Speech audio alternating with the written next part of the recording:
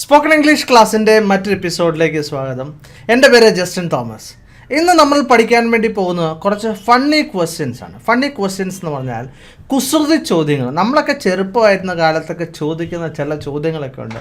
വളരെ കുസൃതിയായിട്ടുള്ള ചോദ്യങ്ങളും അതുപോലത്തെ ഉത്തരങ്ങളും.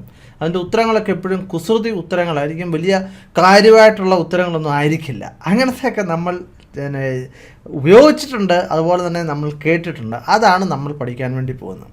ഇനി നിങ്ങളോട് ഇത് തുടങ്ങുന്നതിന് മുമ്പ് എനിക്കൊരു കാര്യം പറയാനുണ്ട്. അതായത് നമ്മൾ എന്തിനാണ് ഇത് പഠിക്കുന്നത് എന്നുള്ളതാണ് ഒന്നാമത്തെ കാര്യം. രണ്ടാമത്തെ കാര്യം ഞാൻ പറയാൻ വേണ്ടി പോകുന്നത് ഈ ഇംഗ്ലീഷ് ജോക്കുകൾ അല്ലെങ്കിൽ ഇംഗ്ലീഷിലെ കുസൃതി ചോദ്യങ്ങൾ അതല്ലെങ്കിൽ തമാശകളോ ഒന്നും മലയാളത്തിൻ്റെ ഒരു റേഞ്ചിലൊന്നും എത്തത്തില്ല. അത് നിങ്ങൾ പ്രത്യേകം മനസ്സിലാക്കേണ്ട ഒരു കാര്യമുണ്ട്. അപ്പോൾ ഞാൻ ആദ്യം പറഞ്ഞത് നമ്മൾ എന്തിനാണ് ഇത് പഠിക്കുന്നത് എന്നുള്ളത്. തീർച്ചയായിട്ടും നമ്മളിത് പഠിക്കുന്നുള്ള കാരണം എന്ന് പറഞ്ഞാൽ നമുക്ക് ഇംഗ്ലീഷ് ഭാഷ സംസാരിക്കാൻ പഠിക്കുന്ന സമയങ്ങളിൽ നമ്മൾ ഏറ്റവും അത്യാവശ്യമായിട്ട് ചെയ്യേണ്ടത് എന്താണെന്ന് ചോദിച്ചാൽ നമ്മൾ മാക്സിമം ഇംഗ്ലീഷ് ഉപയോഗിക്കുക എന്നുള്ളതാണ്. അപ്പോൾ മാക്സിമം ഇംഗ്ലീഷ് ഉപയോഗിക്കുക, അല്ലെങ്കിൽ നമ്മൾ ഇംഗ്ലീഷ് കേട്ടുകൊണ്ട് തന്നെ ജീവിക്കുക. അതിനെന്തൊക്കെയാണ് ചെയ്യേണ്ടത്? ഒന്നെന്ന് പറഞ്ഞാൽ ഞാൻ നിങ്ങളോട് പറഞ്ഞത് നമ്മൾ കൂടുതൽ കേൾക്കുക. യൂട്യൂബൊക്കെ നിങ്ങൾ കാണുന്നവരാണെന്ന് എനിക്കറിയാം. എന്തായാലും ഇത് യൂട്യൂബിലാണ് നിങ്ങൾ കാണുന്നത്.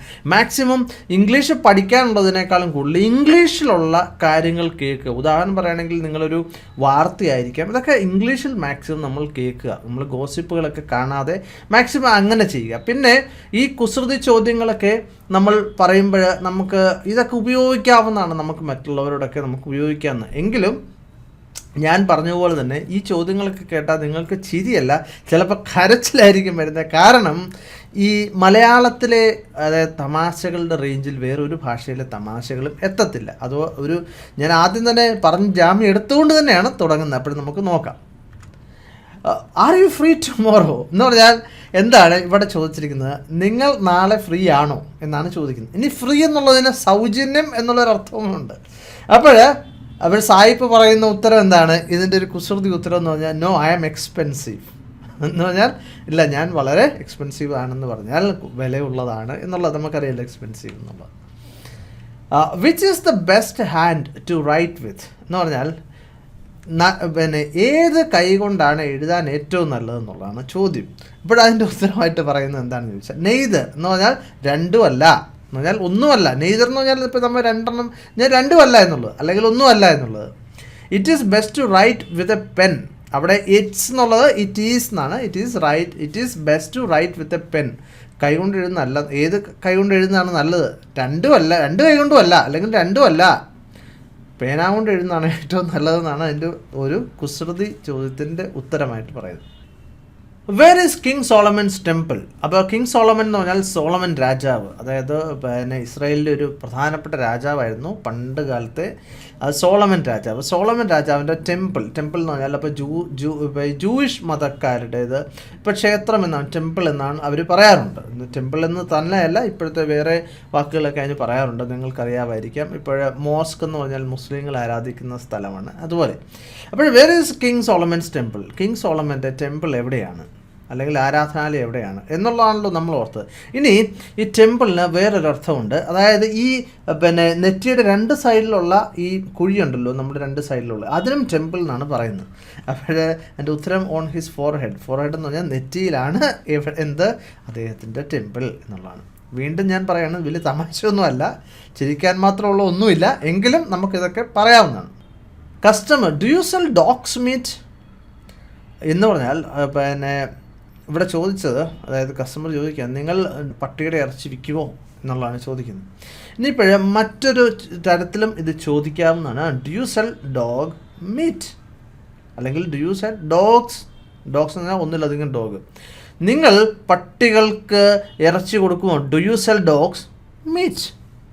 അപ്പോഴങ്ങനെ വെച്ചാൽ എന്താണ്, നിങ്ങൾ പട്ടികൾക്ക് ഇറച്ചി കൊടുക്കുമോ എന്നും വേണമെങ്കിലും വെക്കാമല്ലോ. അപ്പോൾ ബുച്ചർ പറയാണ്, ബുച്ചർ എന്ന് പറഞ്ഞാൽ കശാപ്പുകാരൻ പറയണ only if they can pay എന്ന് പറഞ്ഞാൽ അവർ അതിൻ്റെ പൈസ തരികയാണെങ്കിൽ മാത്രം ഞാൻ സെല്ല് ചെയ്യും എന്നാണ്. Why are the clocks dirty എന്ന് പറഞ്ഞാൽ എന്താണ്? ക്ലോക്സ് എന്തുകൊണ്ടാണ് ഡേർട്ടി ആയിട്ടിരിക്കുന്നത്? പിന്നെ ഘടികാരങ്ങളൊക്കെ എന്തുകൊണ്ടാണ് വളരെ വൃത്തികേടായിട്ടിരിക്കുന്നത്? കാരണം എന്താണ്? Because they work 24 hours a day. കാരണം അവർ 24 മണിക്കൂറും, ദിവസത്തിൽ 24 മണിക്കൂർ അവർ ജോലി ചെയ്യാണ്. And they never wash there hands or face? Which is more important, sun or the moon? ഏതാണ് കൂടുതൽ പ്രധാനപ്പെട്ട, സണ്ണാണോ, സൂര്യനാണോ, അതോ ചന്ദ്രനാണോ? The moon. കാരണം because it shines when it is dark. കാരണം ഇരുട്ടായിരിക്കുമ്പോഴാണ് എന്ത് ചെയ്യുന്നത്, മൂണ് ഷൈൻ ചെയ്യുന്നത്, പ്രകാശിക്കുന്നത്. പക്ഷേ സൺ എങ്ങനെയാണ്, sun shines when it is light anyway. എന്ന് പറഞ്ഞാൽ സൂര്യൻ എപ്പോഴാണ് പ്രകാശിക്കുന്നത്, പകലല്ലേ. അപ്പോൾ എന്താണ്, ലൈറ്റ് ഉണ്ടല്ലോ. അപ്പോൾ കൂടുതൽ പ്രധാനപ്പെട്ടത് ആരാണ്, മൂണാണ് എന്നാണ് പറഞ്ഞത്. What runs but never walks എന്ന് പറഞ്ഞാൽ എന്തോ ഒന്ന് ഓടും പക്ഷേ നടക്കത്തില്ല, വാട്ടർ. എന്താണ് കാരണം? ഈ വാട്ടറിന് നമ്മൾ പൈപ്പിൽ കൂടെ വരുന്ന വെള്ളത്തിന് റണ്ണിങ് വാട്ടർ എന്ന് പറയാറുണ്ട്. അപ്പോൾ ആ പൈപ്പിൽ കൂടെ വരുന്ന, ഒഴുകി വരുന്ന വെള്ളത്തിന് എന്താണ്, റണ്ണിങ് വാട്ടർ എന്നാണ്. അതുകൊണ്ടാണ് ഈ വാട്ടർ എന്ത് ചെയ്യും, റൺ ചെയ്യും, പക്ഷേ വാക്ക് ചെയ്യോ ഇല്ല. അതാണ് അതിൻ്റെ അതേ തമാശ. What key you can eat? നിങ്ങൾക്ക് കഴിക്കാൻ പറ്റുന്ന കീ ഏതാണ്? ഒരു കീ ഉണ്ട്, പക്ഷെ നമുക്ക് കഴിക്കാൻ പറ്റും. ഏതാണ് ആ കീ? കുക്കീസ്. കുക്കീസ് എന്ന് പറഞ്ഞാൽ ബിസ്ക്കറ്റ് തന്നെയാണ്, നമുക്കറിയാവുന്നതാണ്. നമ്മളിവിടെ ഇച്ചിരി കട്ടി കൂടിയോ ബിസ്ക്കറ്റൊക്കെ കുക്കീസ് എന്ന് പറഞ്ഞാണ് വിൽക്കുന്നത്. അമേരിക്കയിലെ ബിസ്ക്കറ്റിനും കുക്കീസ് എന്നാണ് പറയുന്നത്. നമ്മൾ പഠിച്ചതാണ്, പണ്ട് നമ്മൾ പഠിച്ചാണ് അമേരിക്കൻ ഇംഗ്ലീഷും ബ്രിട്ടീഷ് ഇംഗ്ലീഷും തമ്മിലുള്ള വ്യത്യാസം. അപ്പോൾ തീർച്ചയായിട്ടും നിങ്ങൾക്ക് ഈ തമാശ ഇഷ്ടപ്പെട്ടില്ല എന്ന് ഞാൻ വിചാരിക്കുകയാണ്. കാരണം വലിയ തമാശ ഒന്നും ആയിരുന്നില്ല. അതുപോലെ തന്നെ നിങ്ങൾക്ക് ഇത് എൻ്റെ ഈ പാഠങ്ങൾ ഇഷ്ടപ്പെടുന്നുണ്ടെങ്കിൽ തീർച്ചയായിട്ടും നിങ്ങൾ ഷെയർ ചെയ്യുക. അതുപോലെ തന്നെ ലൈക്ക് ചെയ്യുക. നിങ്ങൾക്ക് ഇഷ്ടപ്പെട്ടെങ്കിൽ മാത്രം. മറ്റു വീഡിയോയുമായിട്ട് വീണ്ടും കാണാം. Thank you very much for watching and God bless you.